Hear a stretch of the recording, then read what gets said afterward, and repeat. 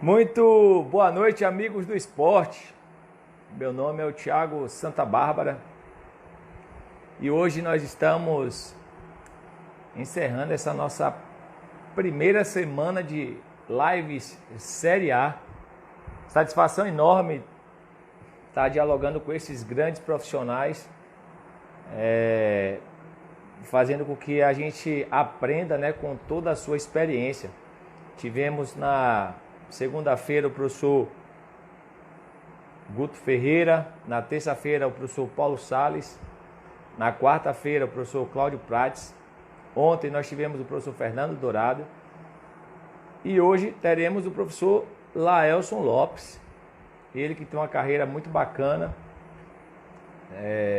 no país, teve uma oportunidade de estar trabalhando fora do país também e hoje vai estar conosco trazendo toda a sua experiência, aquilo que norteia o trabalho, todas as possibilidades que nós temos de intervenção. Tem uma experiência muito bacana na divisão de base e não tenho dúvida que teremos aqui um bate-papo muito bacana. Agradecer a JW7 Esportes e Business, a Maria Praiana, a Fest, a agência digital, ao Juninho e ao Lucas Souza. Professor Laelson Lopes, boa noite, meu amigo, satisfação te ver. Seja bem-vindo. Boa noite, Thiago. É um prazer estar voltando a falar com você. Muito bacana, professor. Pode falar. Professor Laelson Lopes, ele que é professor de Educação Física pela UXAL, pós-graduado em futebol pela FICAB, do Rio de Janeiro, e é técnico de futebol. Trabalhou muito tempo na base e no profissional, e a gente vai dialogar um pouco com ele. Inicialmente, professor, te agradecer profundamente estar aqui comigo nessa live, trazendo sua experiência. É um momento que toda a sociedade passa, e a forma que a gente tem de tentar amenizar toda essa situação é fazer com que esse conhecimento ele possa chegar a outras pessoas e estar te recebendo aqui. O senhor é um perito, um profissional que, já te falei isso pessoalmente, foi uma das pessoas que mais me inspiraram nesse processo. Foi o meu primeiro treinador quando eu iniciei minha trajetória no clube profissional em 2009, lá no Fluminense. Até hoje lembro muito bem de tudo que foi passado, até da bronca que eu recebi. Eu iniciando minha trajetória, menino da barriga verde, e aí tive a oportunidade, né, de estar junto de um grande profissional que me ajudou bastante. Então, satisfação enorme estar te recebendo, gratidão sempre por tudo que o senhor fez na minha carreira, e na verdade estamos aqui para falar do senhor. Seja bem-vindo, fala um pouco aí para a gente quem é o Laelson, como é que começou essa trajetória riquíssima, e que até hoje colhe bastante frutos. Thiago, dá boa noite aí, porque entrou algumas pessoas aí depois que eu já tinha falado, dizer que aquele momento que nós vivemos foi um momento de aprendizado também para mim, né? Para você que estava começando, a gente via ali que tinha um profissional iniciando com um potencial absurdo, e eu, em todas as minhas vivências e clubes que passei, eu sempre tive uma máxima, né, de que o aprendizado ele é de mão dupla. A gente pode passar alguma coisa, pode ensinar alguma coisa, mas também capta muita coisa. E naquele momento ali, você pode ter certeza que o aprendizado ele era mútuo, entendeu? Em todos os aspectos. Numa relação de trabalho, você pode ver o homem, o profissional, pode ver o caráter, pode ver vários aspectos de uma pessoa. E naquele momento a gente viu que tinha diante de mim, né, ou ao meu lado ali no trabalho, um profissional que ia chegar bastante longe. Eu vejo sua trajetória, acompanho e torço por ela. Em relação à minha carreira, como todo mundo que está envolvido no futebol, teve seu momento skunk, né? De quem nunca quis ser um jogador de futebol. E eu, como sou filho de um ex-atleta, o Zé Carlos do Estrela, que depois virou o Zé Carlos do Estrela, ele foi jogador e fundador do Estrela de Massa, E nesse Estrela de Março eu comecei a minha trajetória aos 16 anos, por aí, porque não tinha divisão de base naquela época. Aos 17, cheguei a incorporar o profissional, mas só completando o treino, porque era muito novo, não tinha juniores, você tem uma ideia que já faz algum tempo. E depois, sim, me profissionalizei, fiquei 5 anos como profissional, mas era um campeonato de segunda divisão, que Estrela de Março é uma equipe da segunda, só teve uma participação na primeira divisão, e era uma equipe que treinava 3 meses, né? Entre treinamento e jogo, eram 3 meses no máximo, e depois você parava o ano todo. Então, eu sempre nesse inter estudava, trabalhava, aí já com 18 anos, fiquei até ali 85, mais ou menos, ainda treinava à noite para jogar, e era uma coisa muito esporádica e sem futuro, né? Então, preferi fazer um vestibular para arquitetura na UNEB, passei, cursei 1 ano e meio na UNEB. Depois de 1 ano de UNEB, eu fiz um outro vestibular para a Católica, aí sim para educação física, passei. Fiquei um semestre com educação física e com arquitetura na UNEB, depois tranquei a UNEB, não retornei mais e segui com a educação física até me formar em 89. Momento que em 90 fui fazer um curso de pós-graduação no Rio, curso esse que era em módulos, eu comecei em 90, terminei em 92, só que nesse ínter, depois do primeiro módulo, eu já tive a primeira oportunidade de trabalhar numa seleção de intermunicipal, que foi Maracás, foi minha primeira experiência. E o meu primeiro título foi no intermunicipal, com futebol foi no intermunicipal. Só que antes disso, enquanto aluno ainda da Universidade Católica, eu tive a oportunidade de trabalhar no Botafogo de Salvador, quando disputava a primeira divisão, então, eu fiquei 2 anos, 88 e 89. Lá tinha o professor Mário Augusto Sacramento, que era também preparador físico, e nós dividíamos a responsabilidade de preparação física ali no Botafogo. Então, foi a minha primeira experiência em primeira divisão, foi no Botafogo, né? Voltando de Maracás, fui convidado pelo Galícia, aí já é 90, 91, por aí, e fui trabalhar no Galícia, onde eu fiquei 2 anos e 7 meses como preparador físico oficial do clube. Eu era exclusivo do clube, né? Tive algumas experiências também com futsal, fui campeão. O meu primeiro título no Vitória foi no futsal, em 92, né? A final foi no Balbino, contra a equipe do Chiquié. E essa minha passagem, essa primeira passagem no Galícia, me possibilitou fazer uma excursão em julho de 92, onde fizemos 8 jogos, vencemos 7, empatamos 1 e ganhamos nos pênaltis. E uma das equipes que nós vencemos me convidou para ir trabalhar lá.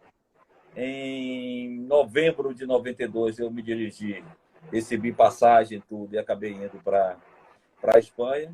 E aí minha vida ganha um outro direcionamento, né? Porque eu chego lá como preparador físico do clube e, como tal, eu treinava a parte física, técnica e tática dos cadetes, que era o juvenil, o infantil daqui, né?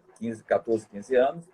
Treinava só a parte física do juvenil, que era o sub-17, que é o pessoal de 17, 18 anos, e do adulto, que era a equipe profissional, né? Que era a semi-amadora.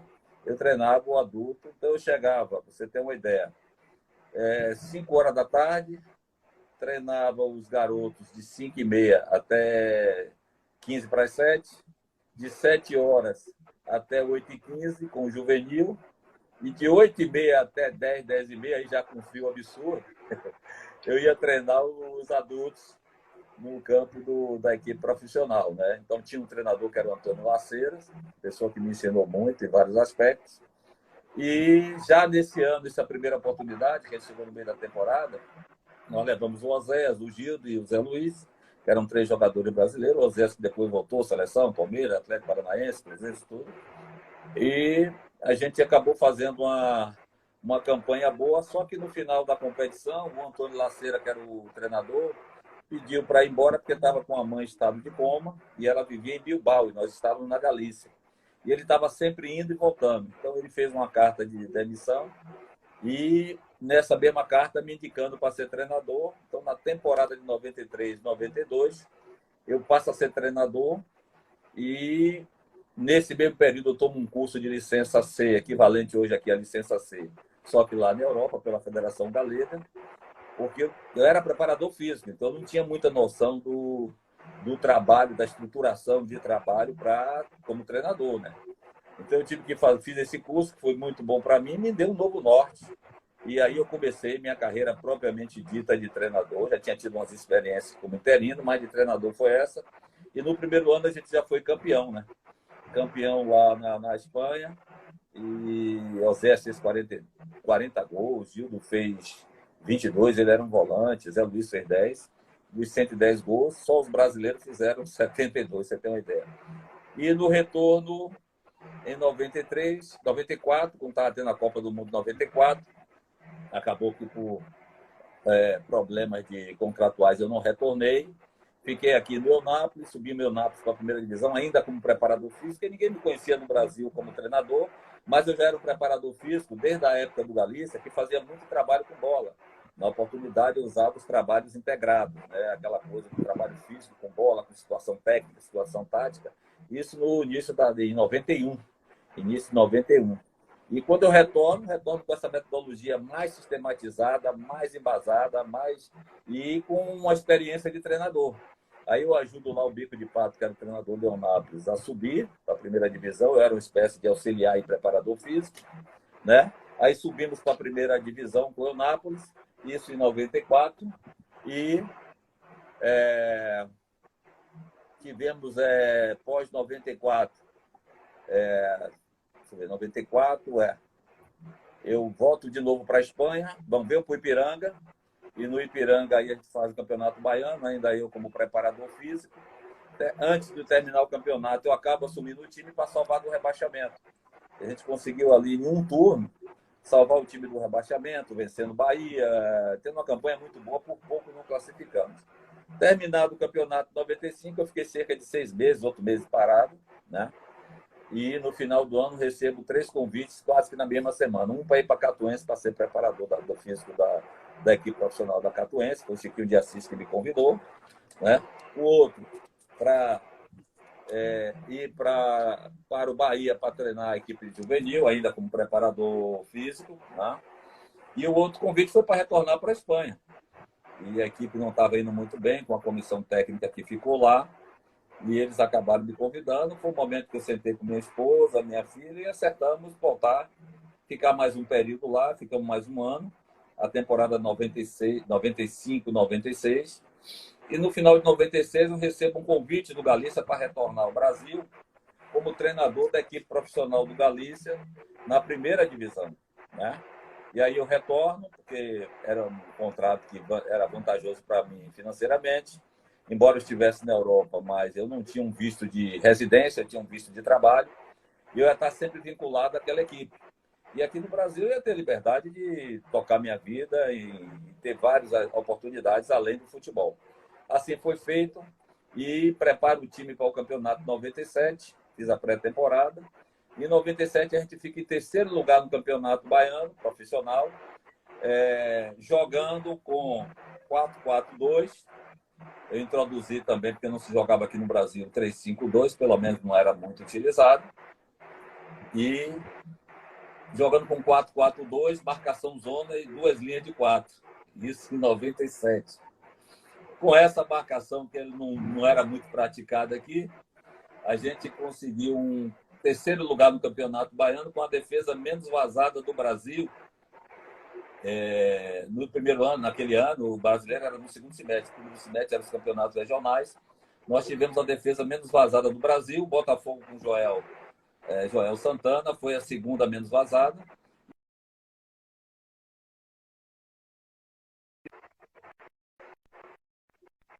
E isso chamou a atenção do Vitória. E Mota me convida, então, ao final do Campeonato Baiano para ir para o Vitória, dirigir a equipe sub-20. A equipe essa que já tinha 2 anos sem ganhar o Campeonato Baiano. E no primeiro Campeonato Baiano, já implantando essa metodologia e esse modelo de jogo, de jogar com 2 linhas de 4, marcação zona, jogar com 3 zagueiros e marcação zona também, a gente consegue um campeonato invicto baiano. Foi o primeiro campeonato sub-20 do Vitória, ganhou invicto, depois vieram outros. E fomos campeão do SA Cup nos Estados Unidos, invicto. Vice-campeão do Dallas Cup, perdendo nos pênaltis, mas também invicto.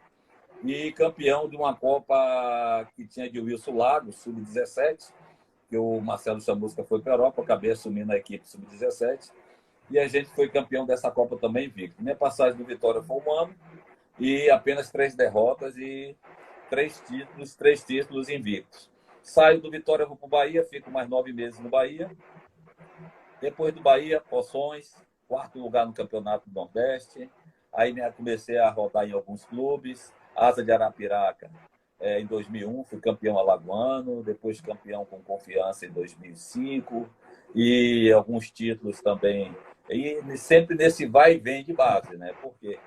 Porque a base era um meio que, primeiro, que me dava uma oportunidade de fazer um trabalho mais a longo prazo. A base sempre teve isso, né? Eu tinha a oportunidade de trabalhar com jogadores de alto rendimento e estar participando de competições também de alto nível, né? Então, em 2004, eu acabo indo para o Real Salvador e eu já tinha me afastado um pouco do futebol. Estava dando aula na FTC, aula de metodologia do ensino de futebol e futsal.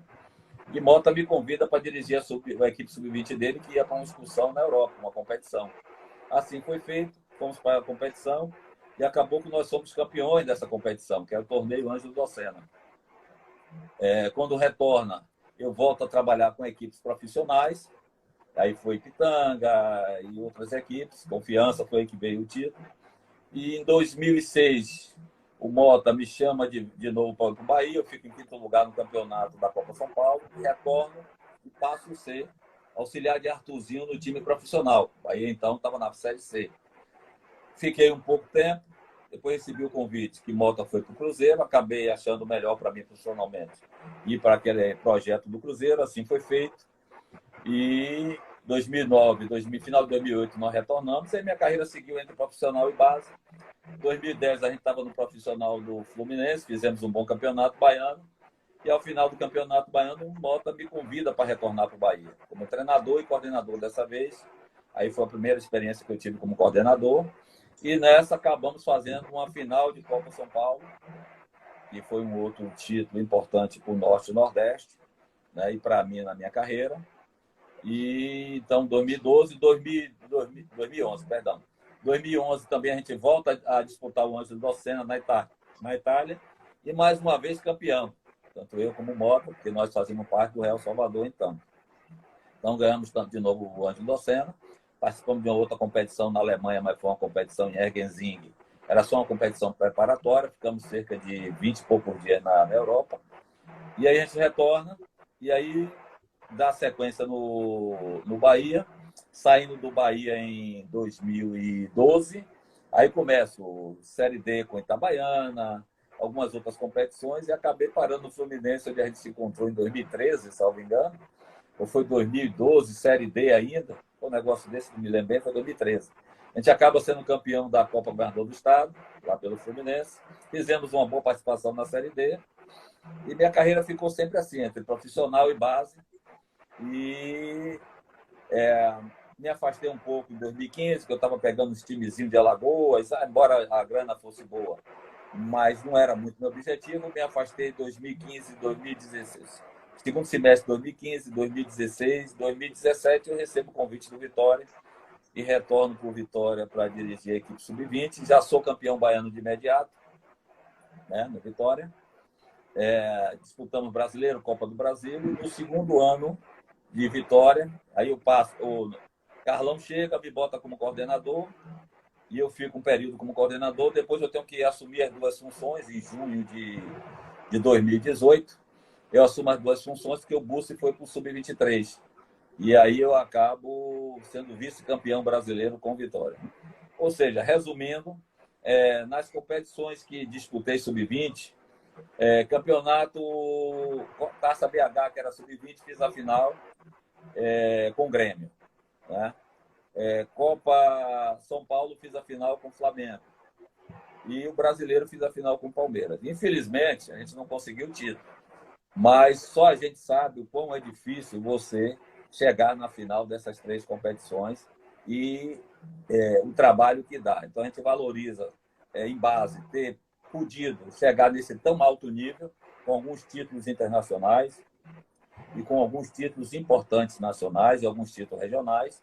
E assim, mais ou menos, resume a carreira da gente a nível de futebol mesmo dentro de campo. Lógico que a gente também andou dando cursos de treinador nos Estados Unidos, na cidade de Pensacola, na cidade de Barinas, na Venezuela, em Luanda, na Angola, também já dei curso, e alguns cursos que a gente deu, tanto de pós-graduação, como curso para treinadores, tanto aqui na Bahia como em BH, como em Minas. Muito bacana, Léo. Uma história rica, onde você teve a oportunidade de vivenciar diferentes contextos, seja na base ou no profissional, teve a possibilidade de trabalhar com inúmeros jogadores, disputando diversos campeonatos, e eu não tenho dúvidas que isso trouxe muito conhecimento, que essa sua vivência trouxe muito conhecimento para a propriedade que você tem hoje, para aquilo que você executa, para aquilo que são suas ideias. E você contando aí a sua história, trazendo a sua história para nós, tem alguns pontos muito interessantes que a gente vai bater no papo aqui. Eu agradecer a presença de todos que estão na live. As perguntas estão em aberto aí. Vocês podem mandar as perguntas. A gente vai interagindo aqui também. E a primeira grande reflexão que eu queria que você trouxesse para nós é as diferenças principais em trabalhar na base e no profissional. Entre ser treinador da divisão de base e ser treinador do profissional. O que é que você percebe como principal diferença e em que pontos essas duas funções elas se aproximam? Bom, Tiago, a pergunta é muito interessante e a gente tem que fazer um pouco de diferença. Quando a gente fala base, eu trabalhei basicamente aqui no Brasil com a equipe sub-20 e sub-17 também, ou seja, aqueles são os dois últimos estágios da base, 17 e 20. Só que na Espanha eu trabalhei com infantil também. E até a minha experiência enquanto coordenador, tanto no Bahia como no Vitória, nos leva a ver que a principal diferença é, na base, isso não é redundância, você está formando. Então você tem que ter um pouco mais de paciência com os atletas. Quanto menor for a categoria, a faixa etária, maior tem que ser a paciência, maior tem que ser o tempo-resposta dos atletas, maior tem que ser a participação do treinador que dirige as categorias, no sentido de interferir, de agregar valores. E essa sempre foi minha preocupação no profissional, mas na base ela sempre foi maior ainda. Então você tem que agregar valores, agregar gestuais. Eu me lembro bem da segunda divisão, quando o Madison, ou da segunda divisão não, quando a gente estava no Bahia, que a gente foi vice-campeão brasileiro, o Madison estava vindo de uma função de atacante liberado, ele estava se adaptando a ser lateral. Então nós tínhamos ele e o Sandro, e uma das coisas que nós alinhamos era de agregar coisas à função dele. Então, trabalhar bastante específico, que ele estava se adaptando, e agregar a questão do lançamento e do arremesso de mão, que vocês sabem, que foi meu preparador físico, o quanto eu dou valor a essa questão. Então, o trabalho de base, de uma forma geral, você tem que estar sempre atento a corrigir, a agregar, a ser um pouco mais acolhedor. As cobranças ela tem que ser numa medida certa, ela não pode ser exagerada. Você tem que entender que os meninos passam por um processo de maturação, um processo de afirmação, um processo de consolidação técnica, tática, e ter trabalhos compatíveis com isso. Então, a diferença do treinador de base ou profissional seria basicamente essa no quesito base, né? Você tem que dar muito mais ao atleta do que extrair deles, né? Quando você parte para o profissional, você recebe jogadores, na sua maioria, não todos, já com histórico, com um arsenal técnico, um arsenal tático, uma experiência, eles acabam contribuindo mais para o que você propõe. E você tem uma interferência na formação bem menor do que na base. Ainda assim, no profissional, você recebe alguns jogadores com algumas deficiências. Quem trabalha em times grandes, em primeira divisão brasileira, não tem tanta preocupação com isso. Mas quem trabalha em equipes menores, você tem que ter uma preocupação em melhorar o atleta que você tem, já que você não vai ter recurso financeiro de contratar um outro em um nível tão alto. E a minha experiência diz que esse trabalho de base, quando eu trago e implanto no quesito, principalmente dos trabalhos analíticos, de melhorar cabeceio, finalizações, velocidade dentro da área, o aspecto defensivo, de melhorar gestual, além dos aspectos táticos que você acrescenta, o jogador te dá uma resposta muito mais rápida. Essa é a diferença da base do profissional, e ele agrega ao que você propõe, com a experiência, com o histórico dele. Então, a principal diferença é essa. Na base, você tem que dar muito mais e cobrar menos, e no profissional, você dá menos e cobra mais. para a gente resumir mais ou menos o que seria para mim essa diferença. Muito bacana, Léo. Se você falou aí da intervenção do treinador do ambiente profissional. Você acredita que existe uma melhora significativa do jogador quando ele é exposto a um ambiente de treinamento mais individualizado? Você falou aí de gestual, de corridas, de posicionamento corporal. Se o atleta profissional ele ainda tem uma possibilidade de aprendizado significativo para que isso seja levado em consideração na organização da semana de treinamento junto à comissão técnica. Então, se você acredita que essa intervenção do treinador, uma tática mais individual, vamos dizer assim, se isso pode melhorar o rendimento do atleta profissional. Eu acredito e acredito muito e pratico muito isso, né? Minha última equipe aqui foi a equipe do Juazeirense. E a gente viu que alguns jogadores que chegam no profissional, alguns não sabem cabecear. O que é que eu tenho que fazer? Mandar o jogador embora, deixar no banco, mandar contratar outro? A equipe não tem esse recurso todo. O que é que você tem que ter? Tem que ensiná-lo a cabecear, aqueles mais jovens. Os que são mais experientes, às vezes, não têm nesse tipo de trabalho, o habitual, mas ele acaba evoluindo também. Eu digo bem, isso é uma frase minha que eu dou sempre, falo para os atletas, falo nas palestras que eu dou. A tática, ela te bota nos caminhos para te deixar na cara do outro, mas que finalize a técnica. A tática, ela te dá os caminhos, a movimentação para te deixar defensivamente bem postado. Mas o que define o fundamento, o que define a defesa é o fundamento técnico. É a roubada de bola, é a forma como você vai cabecear, a forma como você vai tirar a bola, entendeu? Então, a tática ela é os caminhos para você estar bem posicionado, seja no aspecto defensivo como ofensivo. Mas é a técnica que define a jogada, tanto para um lado, o ofensivo, como para o lado defensivo. Então, é muito importante, não só em base, mas em base com uma proporcionalidade maior. Lógico, quanto menor for a categoria, maior, se eu tenho 100%, a parte técnica de uma categoria de 13, 14 anos, ela tem que corresponder a pelo menos 60% do trabalho. Se eu vou para o juvenil, 16, 17 anos, esse percentual já é menor. Ele vai para 40%, porque ele já vem numa evolução. E quando chega no sub-20, isso cai para 20%, e a depender do nível dos atletas, se pode cair até para 10%. E aí você vai dar uma noção tática maior, um foco mais à parte tática. Mas eu acho que, como no basquete, como no vôlei, como no handebol, qualquer outro esporte, o atleta, independentemente de ser profissional ou não, ele tem que desenvolver os seus aspectos, desenvolver, manter e aprimorar. Às vezes não é nem ensinar, é aprimorar, entendeu? Esses são os fundamentos técnicos do futebol, que são passe, recepção, cabeceio, drible, finta, finalização, e essa finalização nas suas diversas vertentes, são em torno de 7 os fundamentos, e as ações defensivas, né? E isso, se não for treinado no dia a dia, o jogador faz, mas não faz com a perfeição que hoje o futebol exige, porque hoje o tempo é menor para você entre receber a bola e você pensar no que vai fazer. A dinâmica do jogo é muito grande, então em um jogo, você não vai ter 10 chances para poder fazer um gol. Você vai ter 3, vai ter que fazer um. E esse um pode fazer uma diferença numa conquista de uma vitória, numa conquista de uma classificação, até numa conquista de um título. Muito bacana, Léo. E você, enquanto coordenador, você teve a oportunidade de estar como treinador, como preparador físico. Em alguns momentos aí da sua trajetória, você esteve como treinador. De que maneira organizar esse conteúdo? De que maneira estabelecer quais são as fases e de que maneira a gente vai trabalhar cada fase dentro de uma categoria de base de um clube profissional? Bom, Thiago, essa questão do coordenador, a minha primeira passagem no Bahia, que foi a minha primeira experiência como coordenador, nós tivemos a oportunidade, aí pago pelo Bahia, foi eu, o Eduardo Barroca, que hoje é treinador, salvo engano, do Atlético Goianiense, estava no Botafogo. Ele era auxiliar na época, eu, Eduardo Barroca e o Chiquinho de Assis, que morava nos Estados Unidos. Infelizmente, há um ano e pouco, ele acabou falecendo. E nós ficamos ali, fomos participar de um congresso, onde tinha o pessoal de Portugal, da Espanha e muita gente do Brasil que trabalha com base.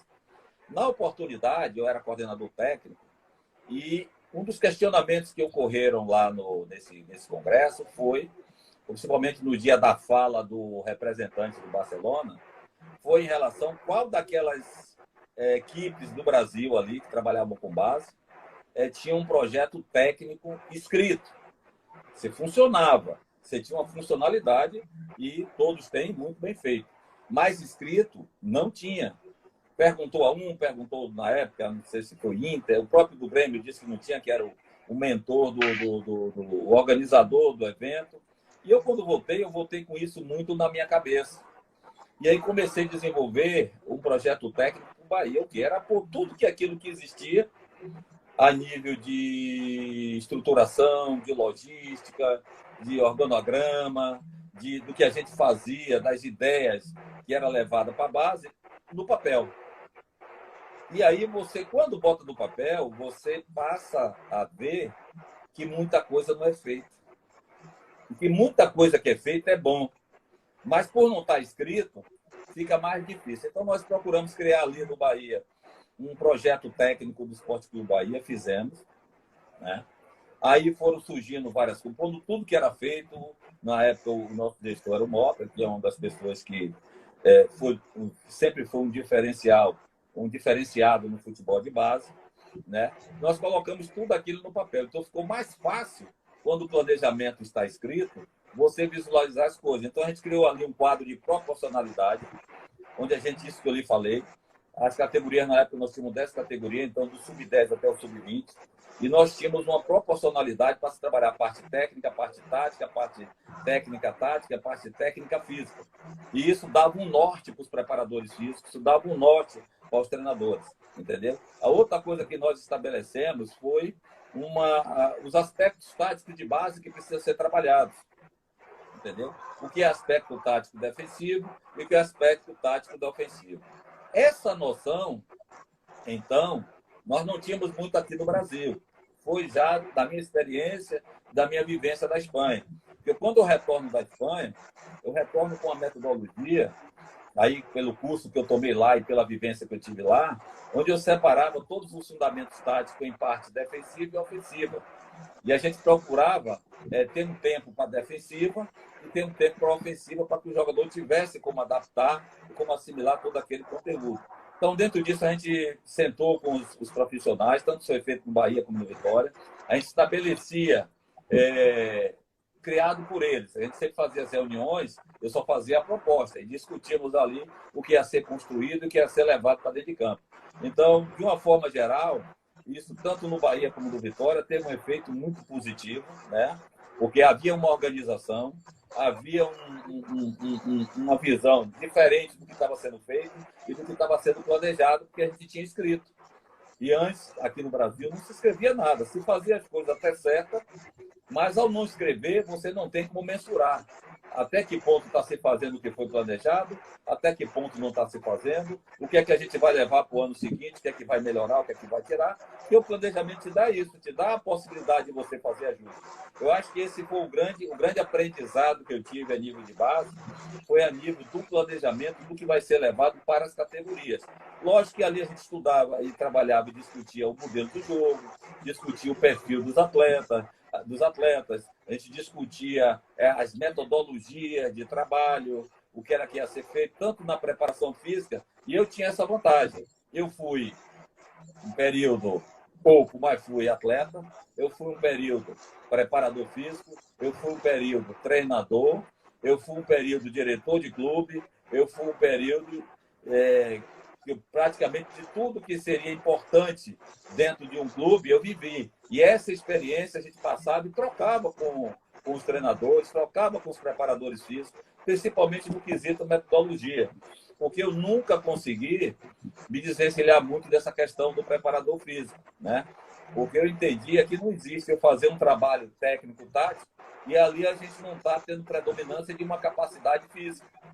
Então, eu tinha que manter o entendimento daquilo, de treinamento esportivo, da parte de preparação, para eu ajudar o preparador físico, às vezes, ou não sobrecarregar um jogador diante do trabalho que o preparador fazia. Então, essa minha noção do todo, quando eu parti para treinador, ela me facilitou muito. E quando eu parti para coordenador de base, técnico, também me facilitou muito, porque eu já conhecia o que era ser um preparador físico, o que era ser um treinador, o que era treinar uma equipe infantil, o que era fazer um trabalho estruturado. E isso, dentro da base, facilitou muito o meu trabalho. Muito bacana, Laelson, essa percepção, né? De entender que os atletas eles estão em estágios diferentes. E olha que nós temos uma classificação que é uma classificação cronológica. E dentro dessa classificação nós temos atletas que têm maturações diferentes. A gente tem um atleta que às vezes é tardio, às vezes é precoce. A gente tem algumas estratégias para poder identificar essa questão da maturação. A gente sabe que essa diversificação de conteúdos ela é muito importante para que o atleta ele não fique no mesmo estágio, que ele consiga evoluir dentro das categorias de base. Só acrescentando, Thiago, você queria te interromper, já te interrompendo, quando eu passo para o profissional, a minha percepção do atleta que vem da base ela é diferenciada por isso. Eu sei quando o atleta chega, ele já está em um estágio mais pronto, ou que ele precisa mais de um tempo, você saber a hora e o jogo que vai lançá-lo, e a forma como o treinador deve acolher e deve falar com o menino que vem da base. Porque tem treinadores que, embora o menino tenha uma condição muito boa, técnica, tática, se o treinador não fala com ele, acabou. O menino está subindo da base agora, o treinador nem dá um bom dia a ele. E você sabe o mundo é outro, né? A situação mais simples, entendeu? Ou então você bota o menino em um jogo e não dá orientação nenhuma a ele. Porque tem muitos treinadores que fazem assim. Não diz o que é que o menino vai fazer, qual a proposta que está fazendo, não dá treinamento para que ele não tenha paciência, ele que está subindo. Então, não só ter passado na base facilitou, ter sido profissional facilitou, ter tranquilidade para trabalhar na base, sem cobrar de uma forma excessiva, mas o inverso foi importante também, para saber recepcionar, porque eu trabalhei em várias equipes, lançar não é formar, formar é contribuir com a formação, porque essa formação começa desde os 10 anos, até começa às vezes na escolinha que o menino vem, quando ele chega num clube grande, mas na hora de lançar, é uma arte, como muito diz. Lançar um time, um jogador num profissional é uma arte, porque você tem que ter aspectos psicológicos, técnicos, táticos, para você não sobrecarregar esse menino de responsabilidade e, consequentemente, que é o jargão do futebol, não queimá-lo. Bacana. O Ilgert, FutPro, ele pergunta se você acredita que o jogador chega hoje mais preparado do que nos anos 90. E o que foi que você percebeu de evolução nesse aspecto, desses atletas que chegam ao profissional nos dias de hoje? Olha, eu vou dar uma ideia. Quando eu cheguei no Bahia, em 90 saí do Vitória em 98, final do meio do ano 98, eu cheguei em 98 mesmo, mas ali no meio do ano também. E aí eu comecei a desenvolver o trabalho, porque na base não tinha competição como tem hoje, não tinha campeonato brasileiro, você tinha 6 meses para desenvolver o trabalho, a gente participou de uma Copa Londrina, e participamos de uma Taça BH. Então, eu tive tempo para poder desenvolver para a segunda competição o trabalho. Para a Taça BH ficou meio em cima. Mas, mesmo assim, os jogadores que subiram na época, Valdomiro, Léo Catu, Jorge Wagner, que é daí de Feira, alguns atletas, eles começaram, eles mesmos me davam feedback. Professor, hoje a gente chega bem mais tranquilo no profissional quando vai treinar, que a gente sabe o que é que vai fazer. Porque o senhor diz o que é certo e o que é errado. O senhor dá a oportunidade da gente treinar o que é certo e corrige o que é errado. Então, essa visão e essa metodologia era seguramente que os atletas de hoje, pelos profissionais que hoje têm dirigindo a base, seja desde do infantil, que é permitido aqui na Bahia, até chegar no 20, os treinadores hoje, ao contrário do que era na década de 90, ou talvez até um pouquinho antes, simplesmente botavam os meninos para ganhar títulos, né? Contribuíram para a formação, mas no quesito de preparar o atleta para que ele possa ir chegar num profissional mais psicologicamente assentado, mais tecnicamente, taticamente consciente do que tem que fazer, hoje em dia a vantagem dos atletas é bem maior. Embora, às vezes, a qualidade não é tanta dos anos 90. Porque naquela época você tinha dentro dos clubes jogadores com muito mais qualidade reunidos, porque não existia esse sistema de busca, de prospecção tão selvagem e agressivo que existe hoje. Você vai encontrar a exposição, né? Bom, sem estar amarrado a algum clube, alguma coisa, tem que ir praticamente na maternidade, senão não encontra. E naquela época o jogador ele crescia na cidade, desenvolvia no clube e você chegava com muitos jogadores. Você vê a geração de Jorge Wagner, Fábio Costa, Serginho, que jogou no Porto, jogou no Boa Vista, jogou no Japão, tudo aí 7, 8. Entendeu? Tem mais jogadores aí dessa época que viraram jogadores praticamente todo o mesmo time. Hoje, os grandes clubes ainda conseguem reunir esse manancial de jogadores de alto nível. Mas os outros clubes, se não tem uma estrutura muito boa, eles já vão perdendo, vai ter um jogador só. E antes não, o Cidade de Massa tinha jogador de qualidade, São Cristóvão tinha jogador de qualidade, o Bahia de Feira nessa época tinha jogador de qualidade, o Fluminense tinha jogador de qualidade, e agora? Tinha mais qualidade, menos orientação, menos fundamentação tática. Hoje você pode ter até um pouco menos de qualidade, mas tem muito mais preparo. E as competições hoje das equipes de primeira linha, eu falo equipe de primeira linha, você está falando de Bahia e Vitória, que tem disputa as competições de sub-23, sub-20, sub-17, brasileiro, ainda vão algumas vão para fora do país, entendeu? Os jogadores chegam muito mais maturados, muito mais com os conceitos sedimentados no profissional. Mas tem equipes que conseguem, mesmo sem ter essa participação em campeonatos brasileiros exterior, como é o caso do Bahia de Feira aí, que lançou um jogador agora, parece que 16 anos, uma dessas, no Baiano e na Copa do Brasil, e consegue, pelo artifício, pela a experiência que vai desenvolvendo, fazer também um grande trabalho de base, sem ter a competitividade que Bahia e Vitória tem. É Carpina, é Rio Grande do Norte, é brasileiro sub-17, brasileiro sub-20, é sub-23. Então, Bahia e Vitória tem muito mais Copa São Paulo, tem muito mais competições de alto rendimento que dá essa maturação do que outras equipes.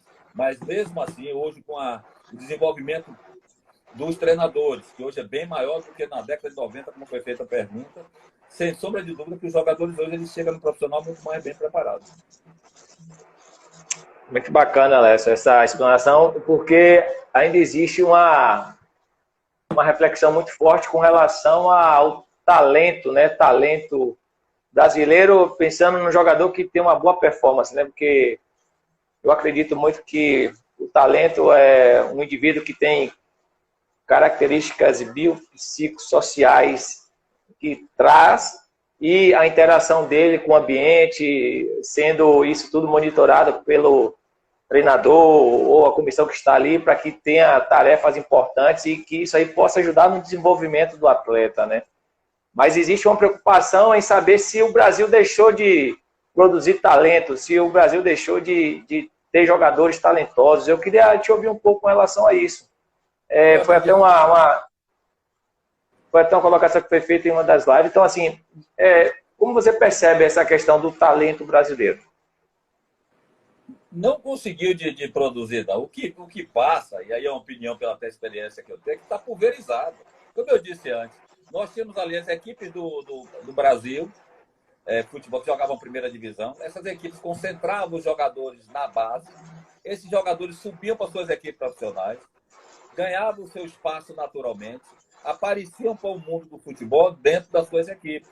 Hoje, o Diego Costa não jogou em nenhum clube grande aqui praticamente, e já foi da seleção espanhola, já está quase encerrando a carreira, mas não passou por aqui. Teve vários jogadores. Porque o jogador sai de Sergipe, vai embora para a Europa, e lá ele vira jogador de verdade, joga a primeira divisão, não precisa passar dos grandes clubes aqui. Aí fica aquela sensação, porque não passou no Flamengo, não passou no Palmeiras, não passou no Cruzeiro, não passou no Inter, não passou no Grêmio, que não tá, fica aquela sensação de que não está surgindo jogadores. Quantos jogadores agora nessa sub-20 apareceram que ninguém aqui conhecia, brasileiros, que já saíram direto para a Europa? Teve jogador que saiu daqui com 13 anos. Ou seja, continuamos produzindo bons jogadores, só que eles saem cada vez mais cedo.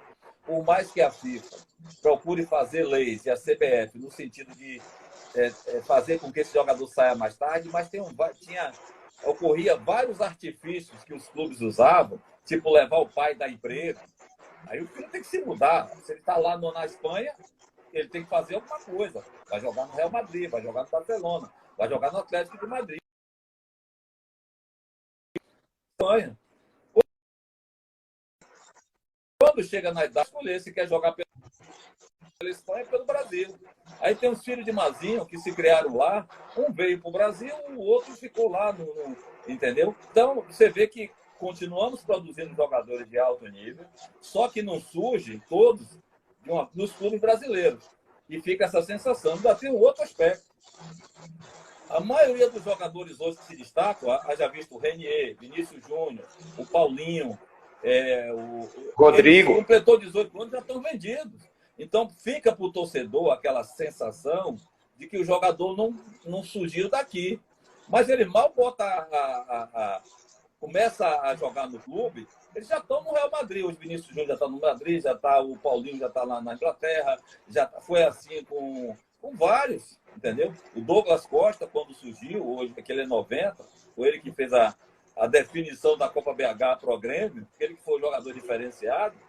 O Douglas Costa, quando eu perdi a final da Taça BH, saiu também muito novo. Então, o jogador ele não cria uma história nos clubes brasileiros e logo sai e fica aquela sensação.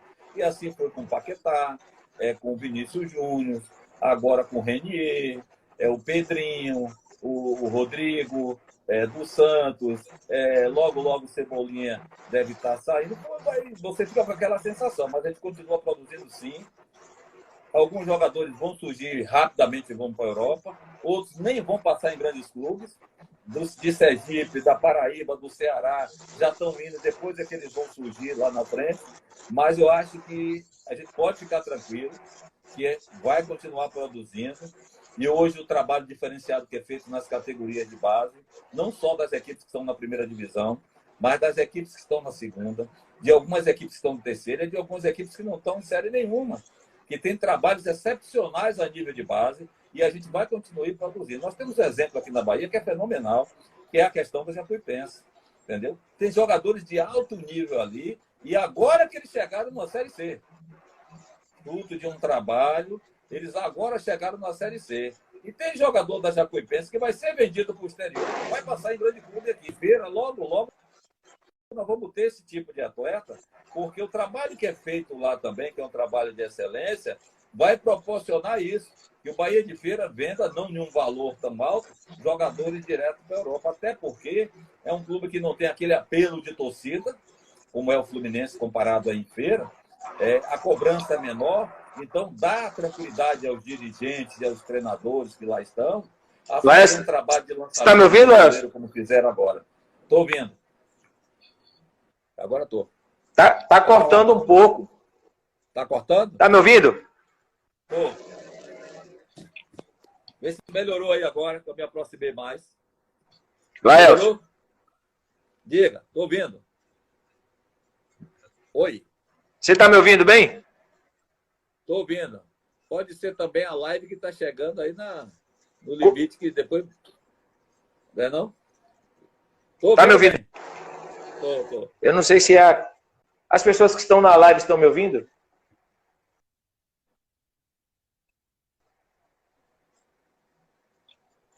O pessoal tá dizendo que tá dando para ouvir os dois bons. Diego aí. Diego Ilha, professor Rodrigo. Tá cortando. Não, o pessoal tá dizendo que não tá não aí. Você tá me ouvindo bem? Eu tô ouvindo bem, pode falar. Tô ouvindo bem.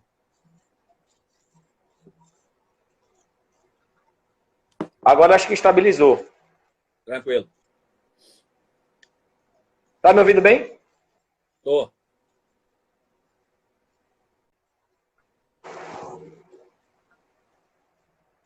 Lael. Um abraço aí para Rodrigo Albuquerque, Neto Ruvenal. Galera tá Tem uma galera boa aí nos acompanhando, né? Hoje é feriado. É até de admirar. Você tá me ouvindo agora? Tô bem, tá bem. Eu não sei se Um abraço aí.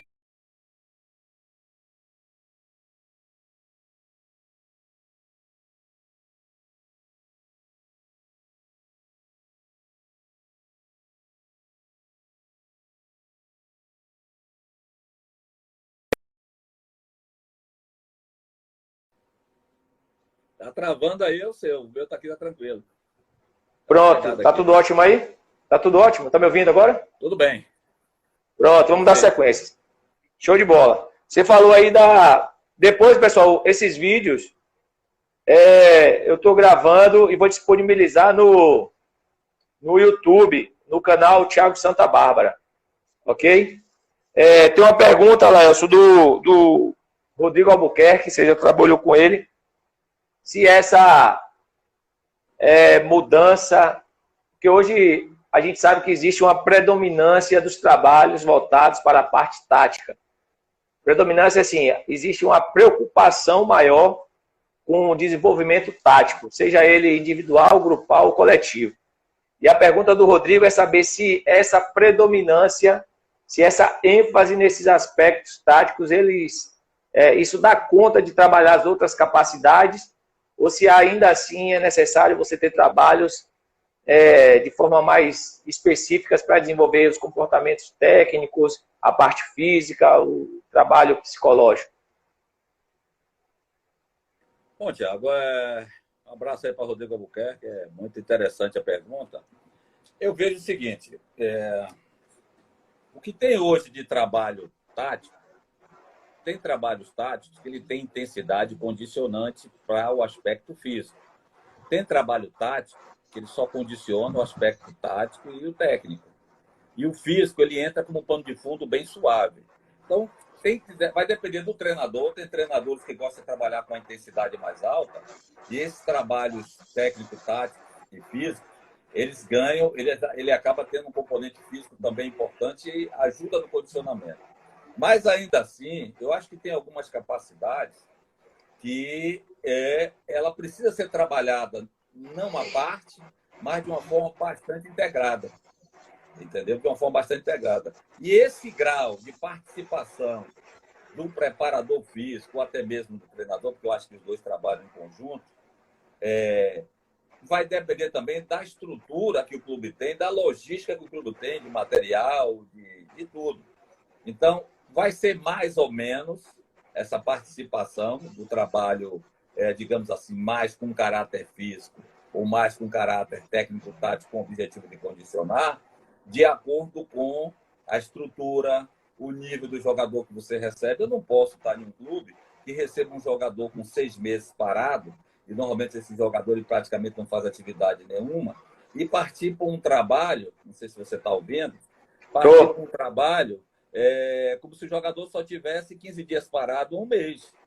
Lógico que eu vou ter que dar uma ênfase, senão eu vou acabar levando a uma lesão. Mas, de qualquer forma, essa sincronia, esse entrosamento entre o preparador físico e o treinador, em estudar o caso, no caso da equipe que está sendo preparada, o tempo de preparação, isso também envolve muito, é que vai definir a proporção do trabalho tático, do trabalho eminentemente físico, do trabalho integrado. Eu gosto de trabalhos, já tive a oportunidade de fazer uma pré-temporada assim, e deu certo, mas não deu certo em outros clubes, de fazer o trabalho realmente com bola, porque eu, particularmente, eu procuro ter trabalhos que tenham intensidade, embora eu tenha alguns que não tenham tanta intensidade. E aí eu sempre peço ao preparador físico, olha, trabalho combinando a sessão, o trabalho é assim, assim, assim, nós vamos entrar com esse trabalho meu em tal capacidade física ou valência física. O que você quiser fazer para complementar, se você achar que está precisando, você pode fazer ou no pré-treino ou no pós-treino. Está entendendo? Então, sempre há essa conversa entre os preparadores físicos e comigo, para a gente não deixar de ter o trabalho, porque às vezes o trabalho tático que eu vou fazer não tem dinâmica nenhuma, mas ele é importante taticamente. E eu preciso que tenha naquele dia, e o preparador físico também entende assim, que tenha naquele dia algum trabalho aquisitivo para a parte física. Então, havendo um bom relacionamento, um bom entrosamento entre o preparador físico e o treinador, eu não vejo problema nenhum. Mas eu acredito que tem trabalhos realmente táticos que conseguem um nível de treinabilidade para alguns aspectos, algumas capacidades físicas, muito bom. Muito bacana, Léo. Eu acho que a grande questão aí passa pelo que você falou, né? É o diálogo entre a comissão. Eu acredito que, como treinador, ele sendo supervisor de todo o processo, como foi dito aí pelos treinadores que passaram aqui nas lives, né? Eu sei que você concorda com isso. O treinador, ele não precisa ser um especialista na preparação física, mas ele tem que ter um conhecimento necessário para dialogar com o preparador físico. E da mesma forma, o preparador físico hoje, ele não pode se ocupar apenas de desenvolvimento de capacidades físicas, né? Ele tem que pensar que o treinamento dele vai influenciar e muito nas atividades que o treinador vai desenvolver e como o treinador vai conseguir implementar, operacionalizar os treinamentos para implementar suas ideias de jogo. Então, eu acredito que vai muito desse entendimento que o preparador físico deve ter dessa condição, dessa situação de jogo para poder intervir de uma maneira mais efetiva, né? Uma coisa que me preocupa muito, Thiago, hoje em dia, é algumas posturas de alguns preparadores físicos, e aí deve ter alguns aí, pode até me corrigir, em relação à chegada da tecnologia. O que eu vejo hoje, até pelos programas que tem de acompanhamento, dos GPS, que às vezes o clube não tem uma estrutura de ter uma pessoa que vá acompanhar, um fisiologista, essa questão do GPS e o trabalho ali no tablet para acompanhar realmente, porque é importante esses dados, né? E fugindo um pouco, mas entrando também dentro dessa questão do campo e do vestiário, como você me falou. É que quando o clube não tem a estrutura de ter um fisiologista, às vezes o preparador físico, eu digo isso por experiência enquanto preparador físico que fui, ele fica mais voltado para o tablet do que para o jogo. E no jogo, você consegue perceber muita coisa. Fulano não está chegando porque está faltando um pouco mais de força, um pouco mais de resistência, ele perdeu aquele lance. E aquele feeling que ele tem do jogo, ele não está tendo, porque ele fica o tempo todo no tablet e o jogo está rolando lá, e ele no tablet. Então, alguns clubes, eles estão meio perdidos. Eu pude observar isso agora no clube que eu tive antes da Juazeirense, não vou falar o nome, que alguns preparadores físicos estavam muito mais voltados para o tablet do que para o jogo em si.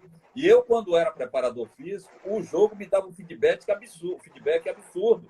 Porque eu via, olha, eu ficava controlando, o time baixou um pouco aqui, 15 minutos do segundo tempo, fulano está perdendo as bolas a partir de tal minuto, entendeu? Às vezes, o tablet ou o programa, ele te dá o desempenho de alta intensidade, de baixa intensidade, ele te dá a quilometragem, mas não dá a qualidade que aquilo foi feito a nível de produção de jogo. Ele te dá um dado estatístico fisiológico, entendeu? Ele não te dá um dado estatístico de produção. Que às vezes o cara ele não está tendo aqueles picos de intensidade, mas é o melhor jogador em campo. Então nós estamos perdendo um pouco isso nos clubes menores. Nos clubes grandes, eu tive no Vitória recentemente, nós temos o fisiologista, que é o que cuida dessa parte, ou auxiliar de preparação física que está ali para cuidar dessa parte. E o preparador físico, ele fica vendo as ações de jogo, e é tão importante esse feedback quanto o que vai dar ali no tablet, que vai dar ali no GPS. Então, a gente vê, eu estou puxando esse ponto, porque a gente está falando também com muitas pessoas que trabalham em clubes pequenos, e as pessoas estão esquecendo de olhar o jogo, e estão olhando o tablet. E o tablet é uma coisa que vai te dar fisiologicamente, mas às vezes nem sempre fisiológico ele é, digamos, proporcional ou compatível com aquilo que está acontecendo no jogo, propriamente dito, e isso é uma coisa que me preocupa bastante. Muito bacana, Léo, essa intervenção, porque eu também acredito que essa tecnologia ela vem para auxiliar, né? Mas ela não vai ser decisiva. E eu acho que a gente tem uma influência muito bacana no treinamento, está interagindo com o treinamento. E você conseguir casar esses dados, como você trabalha num clube grande, né? Você conseguir casar esses dados que vêm da fisiologia, porque hoje tem equipamentos que conseguem te dar muitas informações importantes. Com as informações que você recebe da análise de desempenho, aí você vai ter uma gama de informações que podem te auxiliar nesse processo de treinamento e jogo. Porque, para além das questões físicas, você vai ter as interações que são adquiridas ali nos programas que os analistas utilizam, onde acontecem as principais jogadas, de que forma acontecem, quem faz as principais jogadas. Eu acredito que isso aí facilita bastante. O Duda Vajão, ele pergunta, preparador de goleiro, né?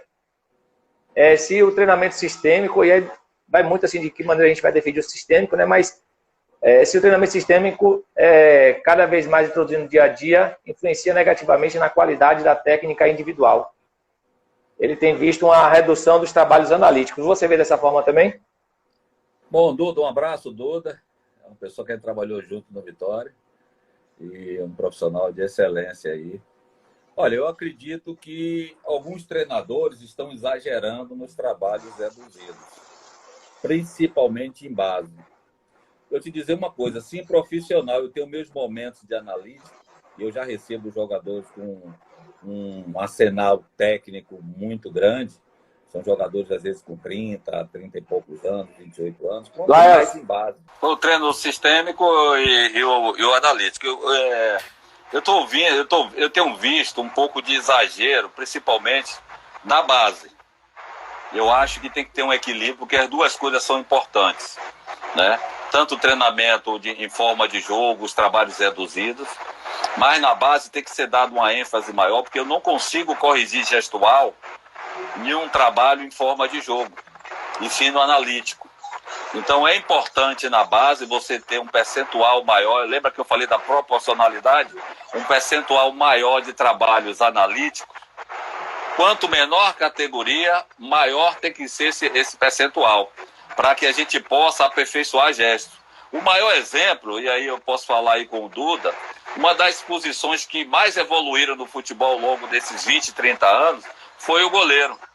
Por ter um trabalho analítico, um treinador específico, que cuida de todos os detalhes, que juntamente com o restante da comissão, mas ele assume, faz seu planejamento, tem os fundamentos técnicos trabalhados todos os dias praticamente, dentro de uma programação, e é uma das funções hoje que mais evoluíram. E a gente não pode esquecer que os outros atletas também têm seus fundamentos técnicos, e se eles não forem estimulados ao longo da temporada, eles vão sendo feitos com defeitos e sem o aprimoramento devido. Então, a questão do trabalho analítico, sistêmico, como chama, o trabalho global e o trabalho analítico, eu acho que ela tem que ser bem proporcional à categoria, ela tem ao nível de desenvolvimento dos seus atletas, mas tem que estar sempre existindo as duas metodologias para que a gente possa ter um trabalho de construção do atleta, digamos assim, mais harmônica e mais perfeita. Muito bacana, Laelcio. Eu acredito também que, como a gente dialogou, pensando em conteúdos para serem trabalhados dentro das categorias de formação, tem espaço sim para o treino analítico. E aí, assim, vai muito daquilo que a gente entende como treino analítico, né? O que é que a gente vai estar trabalhando dentro dessas categorias como treino analítico. E não tenho dúvida que esse tipo de abordagem ele acaba influenciando no desenvolvimento, inclusive coletivo. O jogador ele vai se sentir mais confiante para desempenhar algumas ações dentro do jogo, e isso vai facilitar o rendimento dele dentro do jogo, né? Eu só vou, até para ser um pouco mais didático, o professor tem essa mania, né? Eu, como professor, tenho essa mania. O analítico, na realidade, a palavra analítica, ela vem... Primeiro, existe o todo. O analítico é uma parte do todo. Entendeu? Quando você tira uma parte do todo para analisar. Daí o termo analítico. Ou seja, é um fragmento do todo analítico. Então, o jogo ele é um todo... E eu tenho vários analíticos. Eu tenho um analítico técnico. Eu quero trabalhar hoje a finalização com cabeceio. Eu quero trabalhar hoje o aspecto defensivo com cabeceio. Mas eu posso fazer o analítico tático. Eu chamo os 4 zagueiros que trabalham atrás, os 2 laterais e os 2 zagueiros, e vou trabalhar aquela linha de forma analítica. Porque eu estou tirando os 4 do todo e estou fazendo um trabalho analítico, tático, defensivo. Então, quando você tem essa concepção que o analítico não é só chute, cabeceio, finalização, drible de uma forma isolada, você pode trabalhar melhor, porque eu posso trabalhar hoje só o pessoal do meio de campo, sem a defesa e sem o ataque, e fazer um trabalho analítico, tático e analítico para aquele setor. Por isso, por se fazer com 4 pessoas simultâneas, com 5 até mais, ele não deixa de ser analítico, só que ele é um analítico tático. Tem um analítico técnico e tem um analítico físico, que às vezes ele não é específico pela presença da bola, mas ele é específico pela fisiologia do movimento, da ação.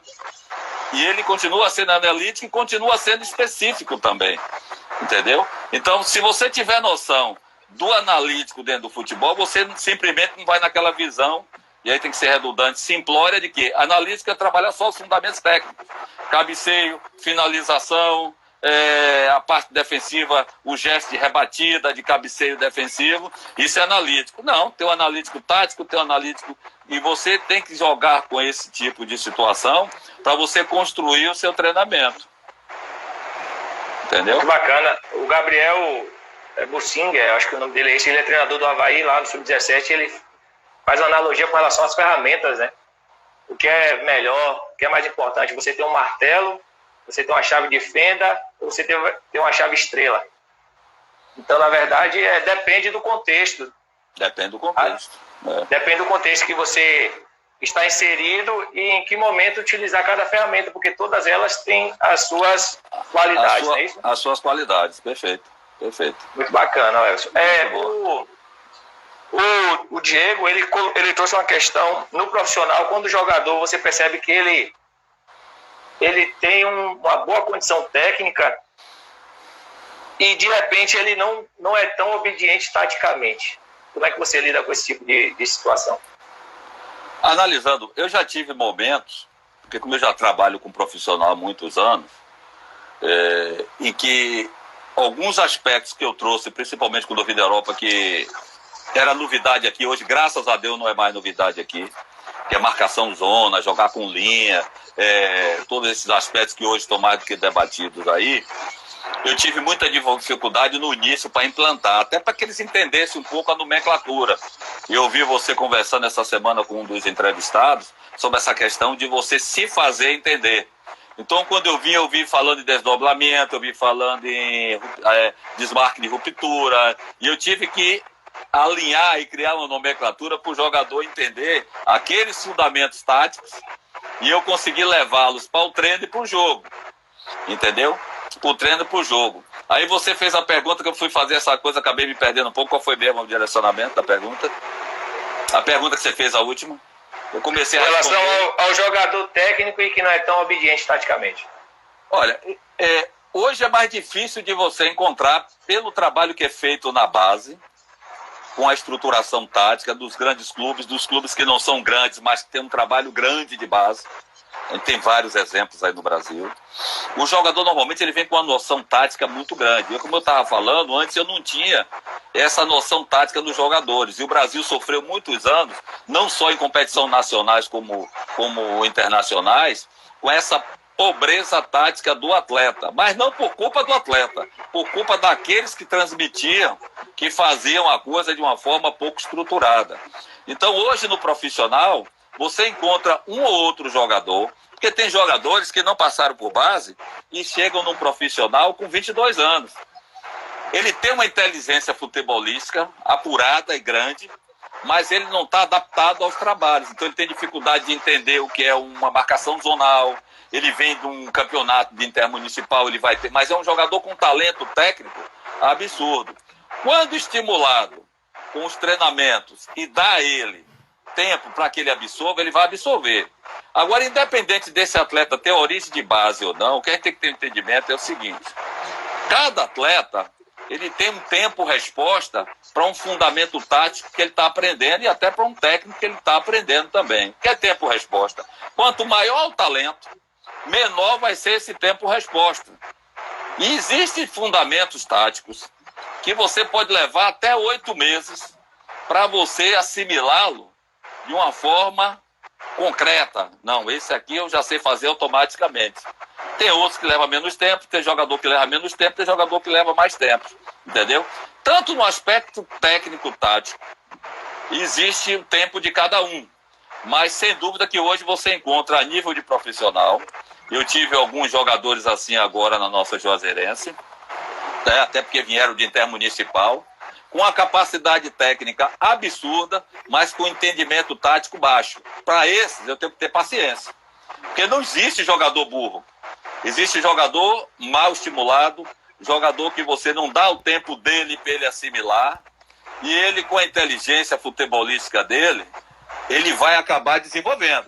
Com mais ou com menos tempo, ele vai desenvolver esse aspecto tático. É a experiência que eu tenho em clubes profissionais de receber jogadores, às vezes, sem esse conceito tático. Graças a Deus, a maioria está chegando hoje, nós aqui profissional, com esse embasamento tático, devido ao trabalho que é feito de base no Brasil todo.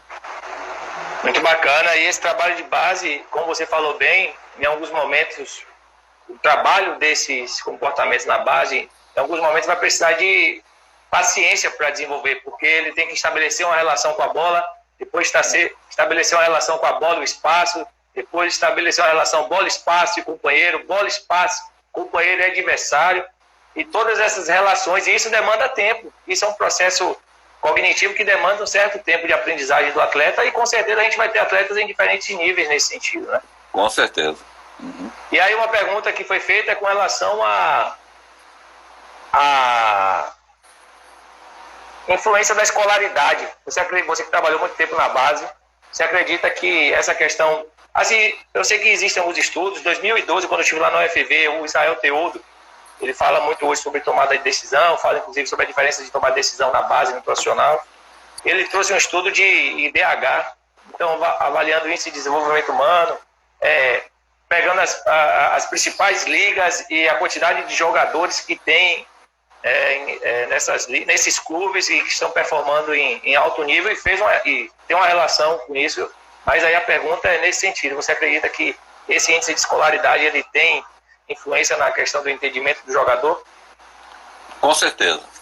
Existe a inteligência, como disse você, futebolística, que é aquela habilidade, aquela condição que você tem para desenvolver ideias dentro do jogo. Isso é do atleta, entendeu? Mas aquele que, além disso, tem um nível intelectual, cultural, bom para excelente, entendeu? Ele vai entender muito mais rápido tudo aquilo que está sendo proposto. Seja ele um atleta de base, seja ele um atleta profissional. E esse entendimento, quanto maior o nível cultural do atleta, ele vai conseguir levar para o jogar dele mais rápido, o entendimento, entendeu? Então, lógico, o jogador vai jogar bola sem esse nível cultural? Vai. Mas ele vai ter muito mais dificuldade para entender esse futebol de hoje. O futebol empírico, cada um jogava ao seu bel prazer, que era o futebol de antes, você não precisava de um nível cultural muito alto. Então o jogador jogava e ali, vamos juntar aqui, era uma semana de correr na praia, quando corria, na quarta e na sexta fazia um coletivo, e chegava no jogo, aí tem um jogo na pré-eleição tem um jogo daqui a pouco. Então agora vamos trabalhar sério. Então o que fazia? Olha, você vai ter que fazer isso, cobrir fulano, fazer isso, fazer aquilo, é na hora do jogo. Hoje não. É criado um automatismo, no bom sentido, não no sentido de robotizar, daquilo que são as ações táticas, técnicas que ele vai ter que levar para o jogo durante a semana. Ou antes, quando está na pré-temporada, durante a pré-temporada. Eu mesmo costumo criar automatismos táticos do que eu quero que seja posto em campo, de acordo com o meu modelo de jogo, né? E aí entenda-se o que é modelo de jogo, não é o sistema de jogo, não é a plataforma de jogo, é a ideia do treinador, a capacidade e característica dos jogadores que você tem, os conceitos táticos, defensivo e ofensivo que você vai passar. Aí entra uma plataforma de jogo e a estrutura que o clube te dá juntamente com a cultura que o clube tem. Juntando tudo isso dá modelo de jogo, entendeu? Então, de acordo com o modelo de jogo, a gente vai criando numa pré-temporada, quando é possível fazê-la, todos esses perfis de comportamento que você quer que tenha no jogo. Quando o atleta, mesmo que ele não tenha esse nível intelectual, digamos assim, acima, ele chega numa pré-temporada, ele acaba pegando por observação, com paciência, sem grito, sem chamar, porque eu nunca conheci nenhum jogador burro. Eu vi jogador mal treinado, mal estimulado, com uma metodologia, às vezes, que não era apropriada. E aí, antigamente, os treinadores, eu estou falando na década de 70 para trás, era mais fácil dizer que o jogador era burro. Porque ele era o professor, ele não podia ser burro. O professor é tudo na cabeça dele. E eu nunca vi, nesses anos todos de trabalho que eu tenho, um jogador burro. Eu já vi jogador mal estimulado, mal treinado, mal orientado. Agora, burro, eu não conheci nenhum, não. Muito bacana, Laelson. E pensando nessa questão de conceitos, houve uma colocação do Rodrigo sobre nomenclatura. Você acredita que essa questão da nomenclatura, ela auxilia, ela atrapalha? Você já deu uma palhinha falando sobre a sua adaptação, né? Porque você vem de uma realidade e tem que trazer esses conceitos e fazer com que os atletas eles entendam aquela sua informação. E aí o Rodrigo ele traz sobre essa questão de nomenclatura, se você acha que isso tem atrapalhado, se isso ajuda, como é que você vê essa situação?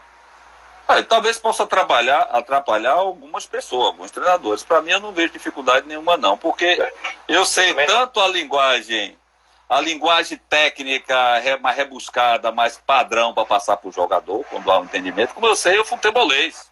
Você ir e já passar para ele daquele jeito, entendeu?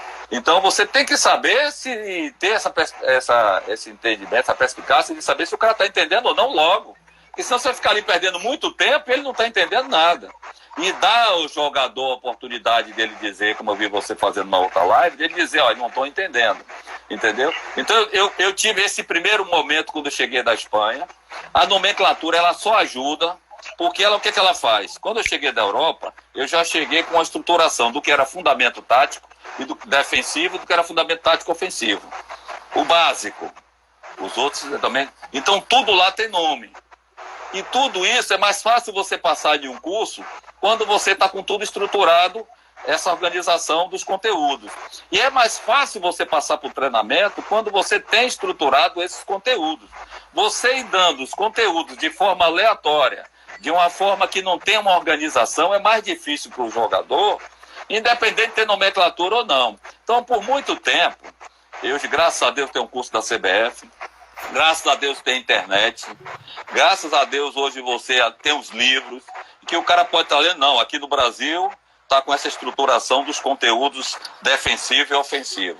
Então, isso aqui se chama isso, isso aqui se chama isso. Então, eu estou lendo aqui na Bahia, o rapaz aí de Santa Catarina está lendo lá a mesma coisa. O que ele vai discursar lá com os jogadores, eu vou discursar aqui a nível de nomenclatura. Então a nomenclatura ela vem para normatizar, e quando sair um jogador de Santa Catarina vier para a Bahia, que eu ouvia falando, ele vai saber que é a mesma coisa que o treinador falava lá.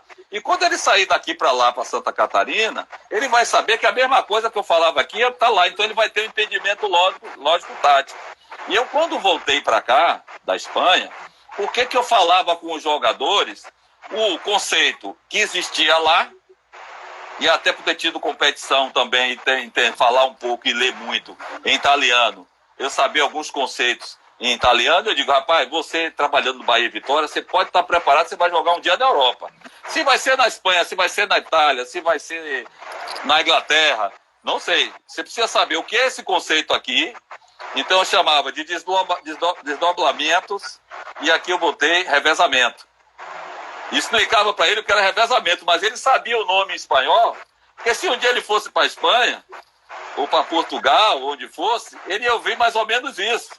E muitos jogadores, aí já vem o feedback dos jogadores que trabalharam comigo em base, no início da década de 90. 90 não, da década de final da década de 80, né? E foram para a Europa e hoje pararam a carreira, o exemplo Valdomiro, ele voltou, professor, tudo aquilo que o senhor falava lá eu vi, e eu entendia, porque o senhor já me deu aqui quando eu estava na base, entendeu? Então, hoje a nomenclatura, ela vem contribuir com o trabalho dos treinadores e com o melhor entendimento dos atletas. Agora você tem que ver que nomenclatura, ela pode ter um sinônimo que facilite para um primeiro entendimento, mas que depois ele entenda que aquele fundamento que chama daquele jeito, entendeu? Que virar a bola é inversão de jogo. São duas formas de dizer a mesma coisa diferente.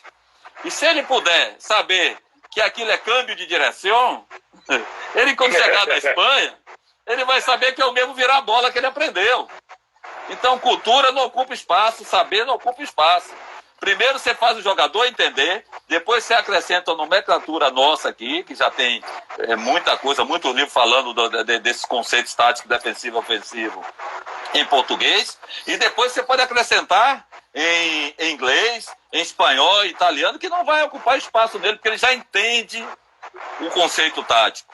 Depois ele vai saber que existem vários nomes, várias denominações para o mesmo conceito em outro país. Então nomenclatura não atrapalha não, só ajuda. Muito bacana, eu também concordo.